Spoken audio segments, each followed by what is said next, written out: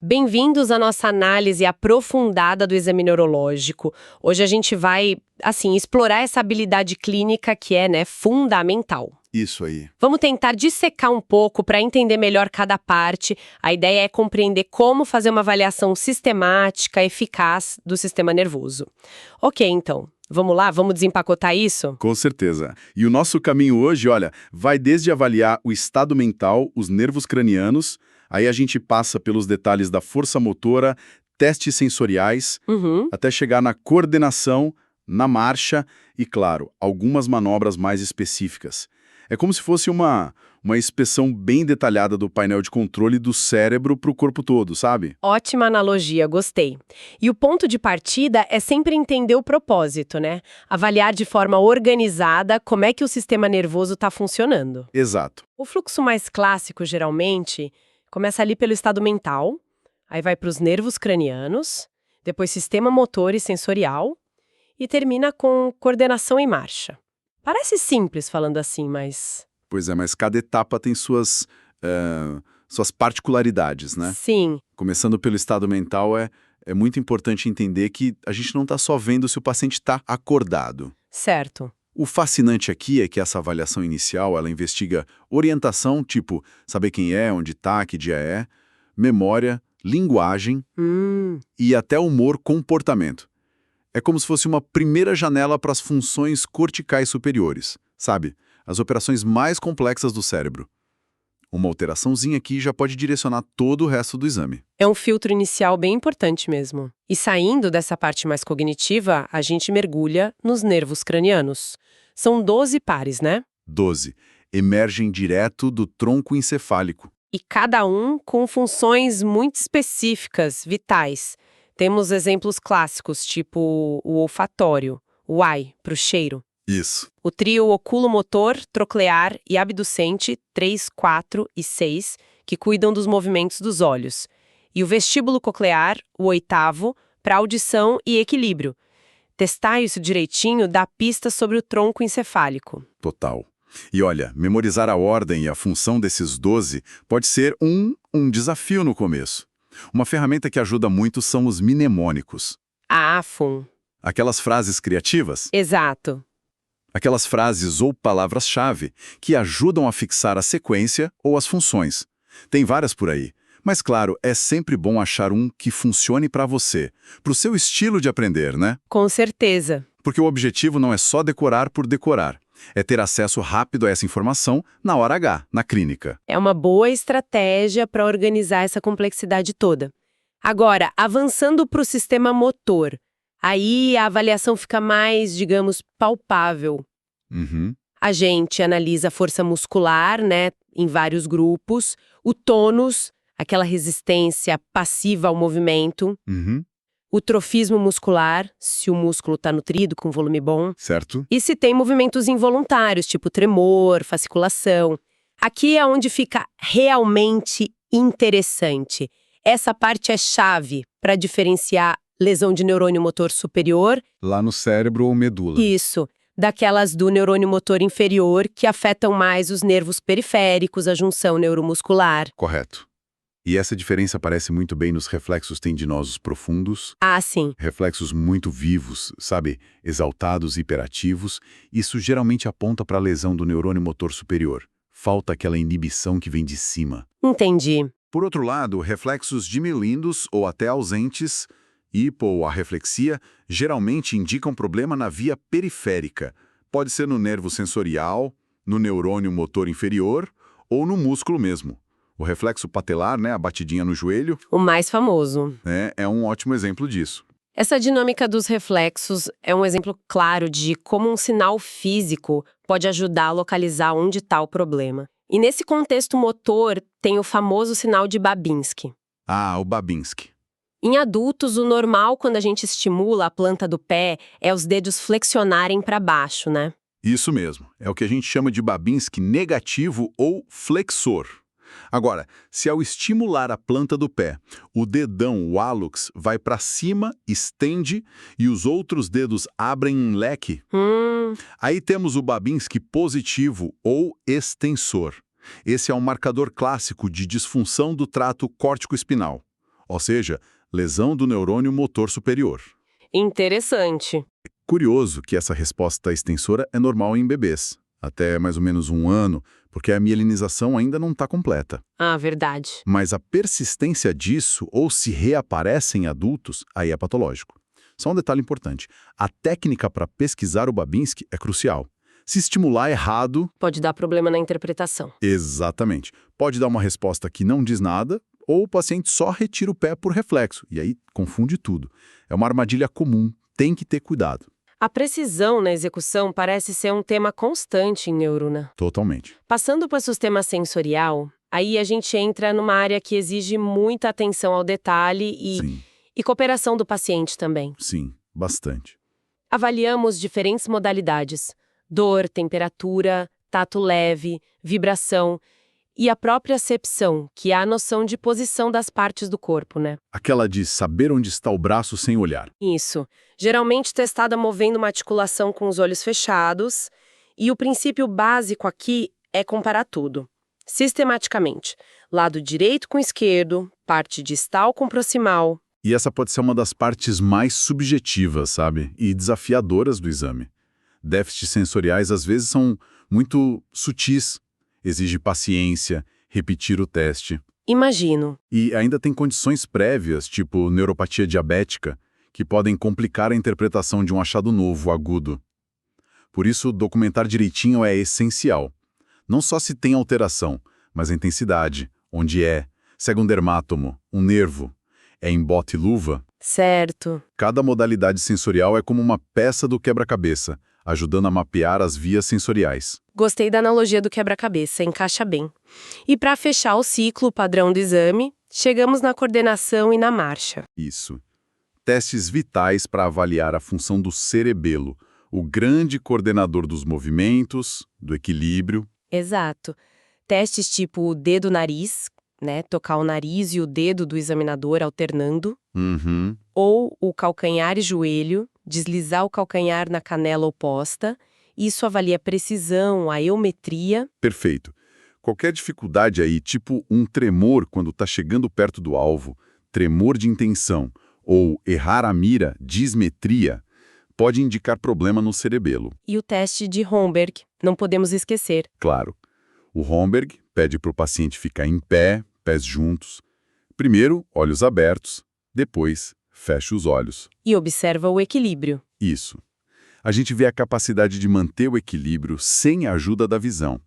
Se a pessoa oscila muito ou quase cai com os olhos fechados, Romberg positivo, isso sugere um problema com a propriocepção. A informação que vem dos músculos e articulações. Exato. Porque o sistema vestibular e a visão, com olhos abertos, conseguem compensar um pouco essa falha. É um teste que integra muita coisa, sensorial e motor. Entendi. E é bom lembrar que, apesar dessa sequência toda, o exame neurológico não é só seguir uma lista, né? Tem um quê de arte, de adaptação. Com certeza. A história que o paciente conta, os sintomas, devem guiar o foco. Por exemplo, se alguém chega com fraqueza súbita num braço, aí a comparação detalhada da força, dos reflexos, da sensibilidade entre os dois braços fica ainda mais crítica. Sem dúvida. E isso puxa a gente para pensar em algumas armadilhas clínicas comuns, né? Um erro frequente é passar batido pelos nervos cranianos, talvez por achar complexo, demorado. Acontece. Mas, olha, alterações sutis ali na simetria do rosto, nos olhos, na fala, podem ser os primeiros sinais de coisas sérias, um AVC, uma lesão crescendo. Outra armadilha, não comparar direito um lado com o outro.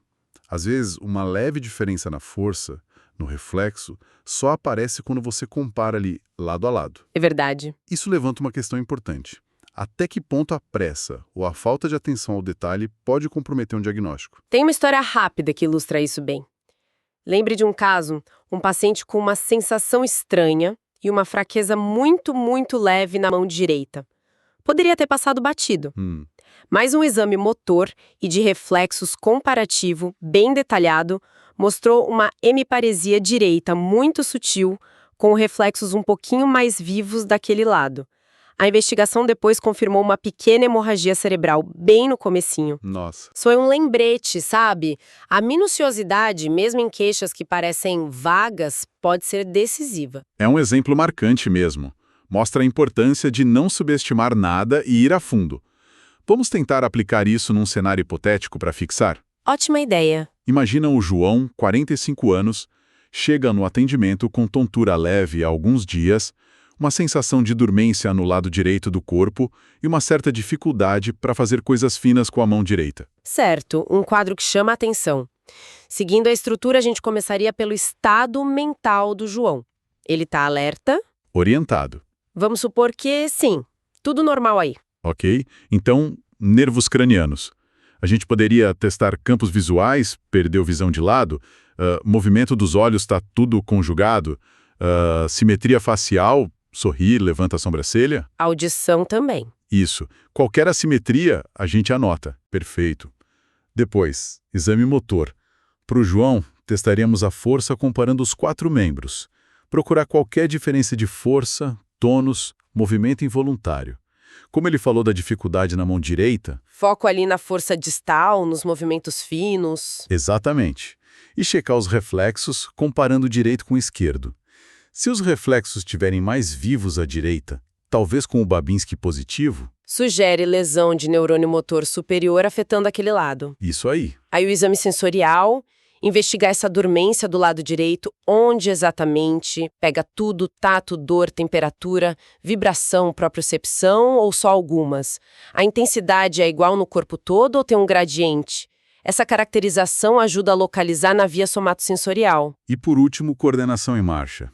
O teste dedo-nariz, será que mostraria dismetria na mão direita? Ou o calcanhar-joelho mais desajeitado do lado direito. Observar o João andando é fundamental. A base está alargada, ele desvia para algum lado, fica instável, principalmente na meia-volta. A dificuldade de coordenação fina que ele falou já indica que essa parte é importante. Então, juntando as peças, estado mental ok, talvez uma paresia leve, hiperreflexia à direita, um padrão de hipoestesia nesse lado e sinais de dismetria direita. A gente começa a montar um quadro. Uhum. Aponta para uma possível lesão neurológica afetando as vias motoras, sensoriais, talvez cerebelares, do lado esquerdo do cérebro, né? Porque geralmente cruza. Exatamente. O conjunto dos achados do exame neurológico permite a gente formular hipóteses sobre onde está a lesão.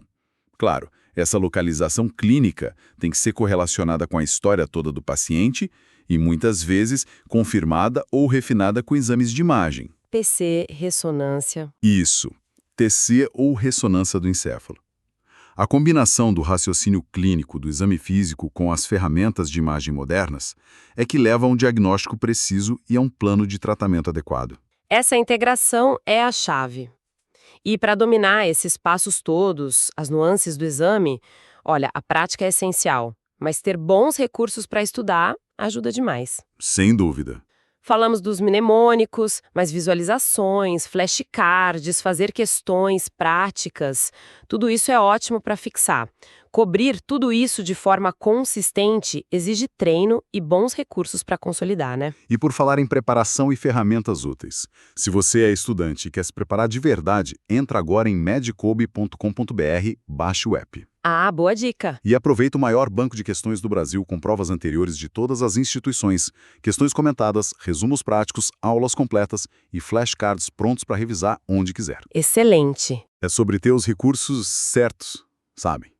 Para consolidar esse conhecimento que é complexo de forma eficaz. Uma dica valiosa mesmo para quem está nessa jornada de aprendizado.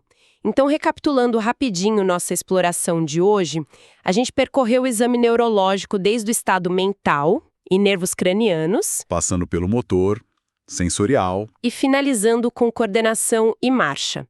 Vimos que cada pedacinho oferece pistas diagnósticas importantes. E o ponto central que fica é a necessidade de uma abordagem sistemática, metódica. Pular etapas, fazer correndo, pode levar a erro diagnóstico, com consequências sérias. Pois é, Ser minucioso, comparar sempre os dois lados, integrar com a história clínica, são os princípios fundamentais. exatamente. O objetivo aqui foi aprofundar a compreensão e, quem sabe, aumentar a confiança para fazer e interpretar o exame neurológico. Então, o que tudo isso significa? Boa pergunta. Significa que dominar o exame vai além de decorar passos. Precisa de observação atenta, raciocínio clínico e saber adaptar para o paciente que está na sua frente. Atenção aos detalhes faz toda a diferença no cuidado. Não poderia concordar mais. E para quem nos acompanha, o conselho é: continuem praticando. Mantenham a curiosidade viva e sempre voltem aos fundamentos. A maestria vem com a experiência, com a reflexão contínua. Obrigada por nos acompanharem nesta análise do exame neurológico. Esperamos que tenha sido útil, esclarecedor. E lembrem-se, aprender medicina é uma jornada contínua. Continuem explorando, questionando. Para terminar, deixa um pensamento para reflexão. Considerando a complexidade que é o sistema nervoso, qual pequena observação durante um exame neurológico, algo que pode parecer trivial assim à primeira vista, poderia, na verdade, redefinir completamente o diagnóstico e o tratamento de um paciente? Pensem nisso. Até a próxima!